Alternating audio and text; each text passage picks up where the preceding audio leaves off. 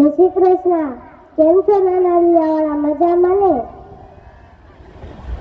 સંબંધોના ઝરૂખે આજે લાગણીઓના ફૂલ ખીલ્યા છે. સંબંધોના ઝરૂખે આજે લાગણીઓના ફૂલ ખીલ્યા છે. આંગળીઓના વેઢે ગણાય એવા સજનો અમૂલ મળ્યા છે. આંગળીઓના વેઢે ગણાય એવા સજનો અમૂલ મળ્યા છે. ભર ઉનાળામાં પણ ભીંજવી દે સ્નેહથી પ્રેમથી ગૂંથાયેલા લોકો અનમોલ જડ્યા છે. શબ્દ જો હતા માત્ર બે જ અક્ષરનો, સ્નેહ એટલે મિલન. સ્નેહ એટલે પ્રેમ, મિલન એટલે મળવું. સ્નેહ મિલન એટલે પ્રેમથી મળવું. કાં તો જેને પ્રેમ હોય એને મળવું. અહીં પધારેલા સૌ મિત્રો, આમંત્રિત મહેમાનો, પરિવારજનો અને મારી જેવા નાના નાના બાળકો, આપ સૌને પ્રેમની પવિત્રતાથી, અંદર રહેલી ઉર્મિઓથી, લથપથ લાગણીઓથી અને સ્નેહના સરવાળાથી આપણા ગામનો હું મલવિયાની આપ સૌનું સ્વાગત કરું છું. આજના સ્નેહ મિલનમાં કેટલાક લોકો ઘણી વાર મળ્યા હશે, તો કેટલાક લોકો વર્ષ પછી આજે મળ્યા હશે, તો કેટલાક લોકો અજાણ્યામાંથી આપણા થઈ ગયા હશે. તો આજના દિવસે હું થોડીક વાત કહેવા માંગુ છું. આ નાના ગામનો સ્નેહ મિલન શું કામ છે?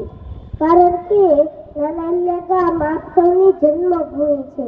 પણ આપણે જન્મભૂમિને છોડીને સુરતને કર્મભૂમિ બનાવી છે. નસીબને આધારે, બુદ્ધિને આધારે, આવડતને આધારે, મહેનતને આધારે કોઈ પૈસા કમાવ્યા તો કોઈ બંગલા બનાવ્યા, કોઈ ગાડીઓ લીધી તો કોઈ ફાર્મ હાઉસ બનાવ્યા. પણ હજી નાના ગામનો કોઈ વ્યક્તિ 35ના ગાળામાં પતરાવાળી રૂમમાં રહેતો છે. તે ઘરે શિક્ષણનો પ્રશ્ન આવે, આરોગ્યનો પ્રશ્ન આવે, દીકરી ઓળાવવાનો પ્રશ્ન આવે, ત્યારે આપણા ગામના લોકો ખંભે ખંભો મિલાવીને ઉભા રહે. તેની માટે આ સ્નેહ મિલન છે. આ ગામ જેનો સ્વાર્થ એકબીજાનું સ્મિત છે, જેની ખુશી એકબીજા ઉપર આધારિત છે, જે બંધન નથી એ જોડાણ છે, જે સંબંધોની ખાણ છે. બંધારણ ના હોય પણ વ્યવસ્થા હોય, વિચાર ના હોય પણ સમજણ હોય, ભાઈ ના હોય પણ ભરોસો હોય, શોષણ ના હોય પણ પોષણ હોય, આગ્રહ ના હોય પણ આદર હોય, સંપર્ક ના હોય પણ સંબંધ હોય, અર્પણ ના હોય પણ સમર્પણ હોય. એ જ સાચો પરિવાર. ગામના કામમાં કામ આવે એ જ સાચો માણસ કહેવાય.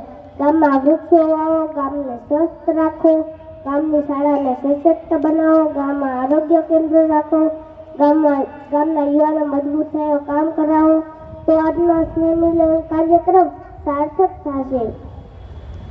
આ ગોકુળ ગામ બના વૃદ્ધો કામ નહીં આવે, યુવાનોને કાનોડા બનીને કામ કરવું પડશે. રામ ભગવાનની જન્મભૂમિ અયોધ્યા છે, તેની માટે આખો દેશ લડે છે. તો આપણે આપણી જન્મભૂમિ નાના માટે શું કરવાના લડીએ? ગામને જરૂર છે એકતાની. ગામને જરૂર છે એકતાની. આજનો આ દિવસ ગામને એક કરવાનો છે. તો ગામ એક હશે તો જ ગામનો વિકાસ થશે. આજની આ યુવા પેઢી એક હશે તો અમે નાના બાળકો એમાંથી શીખીશું. સ્મિતનો શણગાર કરીએ, હસીને હસાવીએ, ઘણું રોયા, ચાલો થોડુંક હસીએ, બની શકે તો ઓઠ ઉપર થોડુંક મુસ્કાન બનીએ. જો કોઈને હતાશ તેનું સ્મિત બનીએ, જો કોઈને નિરાશ તેની આશ બનીએ. જય શ્રી કૃષ્ણ. હાલો.